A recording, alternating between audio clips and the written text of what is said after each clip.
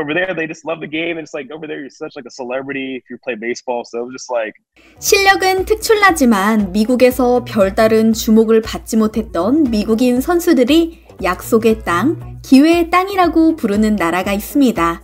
바로 한국입니다. 사실 메이저리그에서 한국 야구가 주목받기 시작한 건 꽤 오래 전부터입니다. 박찬호, 김병현, 류현진, 추신수, 오승환 등 셀 수도 없이 많은 코리안 메이저리거들의 활약 덕분이었죠. 그러나 한국인 선수에 대한 관심이 KBO 전체로 확대된 것은 비교적 최근 일인데요. 크리스 플랜색, 메릴 켈리처럼 KBO 리그를 거친 미국 선수들이 메이저리그에서 펄펄 날아다니고 있기 때문입니다. 미국 야구계는 선수들의 기량 자체가 달라졌다. KBO는 우리가 발견하지 못했던 보석 같은 선수들을 키워내는 놀라운 곳이다라며 감탄한 것은 물론 숨겨진 진주를 찾기 위해 눈에 불을 켜고 KBO 리그를 주목하고 있다고 하는데요. 한국에 오기 전에는 KBO의 존재 자체도 몰랐다던 외국인 선수들. 그들은 미국으로 돌아간 후 한국을 어떻게 기억하고 있을까요? The KBO was a big part of my journey. And I wouldn't trade those 4 years for anything. Like you said, when I first went over there, honestly, I didn't even know there was a KBO when I was first approached about it. When I got a card from a guy named Sean Kim, that was the first time I'd ever heard of the Korean baseball organization. I knew at the time I knew guys went to Japan. Right. Everybody had heard about the MPB, but at the time I had no idea that Korea even had a league. So to see where it's come from, my first year over there to where it is now is pretty cool. I'm happy that those guys are starting to get the exposure that they deserve, because there are a lot of really good players over there. And I'm happy to see that those guys are starting to get recognition for how good they are. I miss all the songs and the chants and the boomsticks that go on. So I definitely miss that atmosphere, and I miss definitely their support. And I know they're still supporting me from across the water. But I would tell them. I have 2 questions for you. So I'll start with the baseball one. Between you being a baseball player over there and also being a chart-topping musical artist, what was your what was your most memorable fan encounter? Oh man. Memorable fan encounter. Oh, there's so many. Oh my goodness. I know I've told the story a few times, but I was on a date out there. And this is like my first experience of like fans over there are super passionate, and they like, some of them don't have a filter. So they'll just like, if you're eating a burrito, they'll just come and just like, hey, shake my hand. And like, there was like cheese on your hand, and you're just like, hey, I got stuff on my hands. And they don't care. They just like love the game that much. But I was on a date, and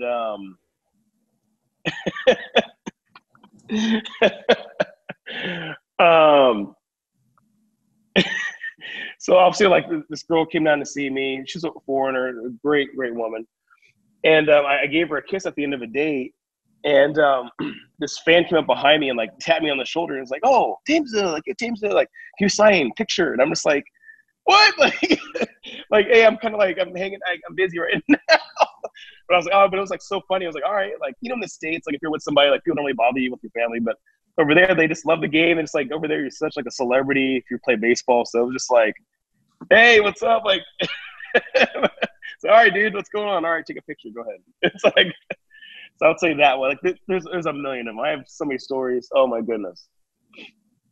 Well, and to kind of go off topic a little bit, but we're all chatting. So Mother's Day is coming up, and I'm just wondering, what's your favorite memory, mom story, anything like that? Favorite mom story from Mother's Day, or just like just in celebration of Mother's Day. So it can be anything. Because like the KBO thing, I would say my mother was terrified to travel to Korea. Like she had like, like I was the same way. Like I had no idea what to expect. And my her father, my grandfather, served in the military, so he was telling stories about the Korean War and all this stuff. So my mom was like, North Korea, all this stuff. Like, Mom, it's not North Korea. You'll love it. It's like New York City. And so like she flew out there and she's like, oh, this is actually really nice. It's really safe. And the restaurants and this and that. Like, oh, it's like, and I'm like, yes. Like, it's funny. Like, she was so afraid, like how people are like, we're so afraid of like the unknown, all this stuff. But once you get there, it's like, oh, this is just like our hometown. Like, yes, Mom. And so like she went to the games and she was just dancing. I have so much video of her just like dancing with the fans, and like it was awesome. Like just to see her kind of get out of her comfort zone and enjoy the game. It made my heart melt. I don't have too much more of your time, but culturally, to stay on that subject, even if there wasn't a global pandemic going on, the game of baseball is different there. There's cheerleaders, there's lots of noise. You talked about being on offense, like on your podcast, or attack, I think. Attack, yeah. So how different would just the baseball be, even if it wasn't silent with no fans? Dude, like I said, I signed here. It was, I don't know, mid-December, I think, right after the winter meetings, whenever that was. And I was like so excited. Like they sent me a couple of videos, like almost like they're like, hey, come to our team type of videos. And I just got to see these videos of these passionate, crazy fans, crazy in a good way, like just so excited. Honestly, it kind of reminded me of like Oakland days of the playoffs in 12 and 13, like with just like I'm sitting right next to you and I try to say something to you and I can't hear you because it's just too loud in here. And that was like a normal occurrence, and especially the stadium that I play in here. In a way, it kind of is their version of the Coliseum. It was built in. I want to say it was it's probably the only standing original stadium, is my guess, in Korea. It was an 1982 stadium, the first year they were here.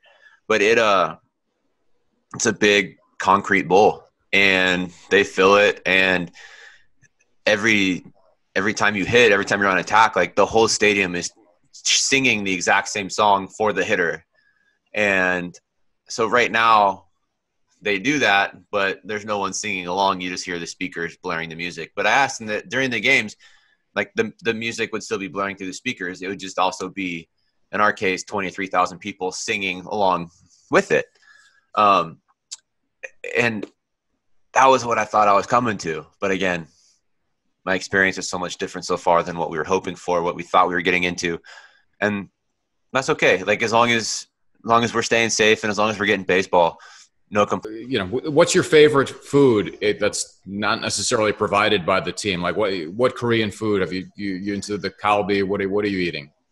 Yeah. So the meals provided, that's just mostly on road trips. At home you get a pregame meal. And so you're kind of, they provide a lunch, but the lunch is like ends at 12:30, and kind of doing different things. The food delivery system over here is absolutely incredible. They're just apps, and like every single restaurant you could possibly think of is in there.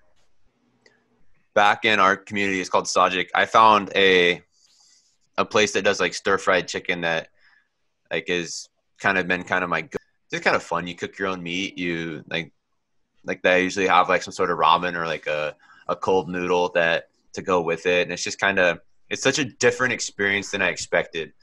Little things like when you go to the restaurant, there's no like, the menu isn't like, here's your appetizers, here's your entrees, here's your desserts. Like it's not like that. Like you go to a beef restaurant, they have 5 types of beef and you pick which one you want. It comes out sliced up and you cook it on your barbecue. If you were to stop right now, it's midday in South Korea, and we put the stopwatch on and I said, how long would it take you to go find an American bagel? How long would that take?